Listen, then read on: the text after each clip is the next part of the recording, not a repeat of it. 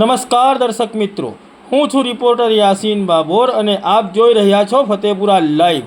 આજના મહત્વના સમાચારની વાત કરીએ તો છાપરવડથી પીપલોદ જતો માર્ગ બિસ્માર હાલતમાં, ઠેર ઠેર ખાડાઓનું સામ્રાજ્ય। રસ્તાનું નવીનીકરણ કરવામાં આવે અથવા તો રિપેરિંગ કરવામાં આવે તેવી લોક માંગ ઉઠવા પામી। દાહોદ જિલ્લાના સિંગવડ તાલુકાના રણધીકપુર ગામેથી પીપલોદ જવાના માર્ગ ઉપર છાપરવાડથી પીપલોદ સુધીનો રસ્તો બિસ્માર હાલતમાં પહોંચી જવા પામ્યો છે। આ રસ્તા ઉપર ઠેર ઠેર મસ્ત મોટા ખાડાઓ પડી જવા પામ્યા છે, જેના પગલે અહીંથી અવર જવર કરતા વાહન ચાલકોને પારાવાર મુશ્કેલીઓ વેઠવી પડે છે। અહીં વારંવાર નાના મોટા અકસ્માતો સર્જાય છે અને લોકો ઈજાગ્રસ્ત બને છે।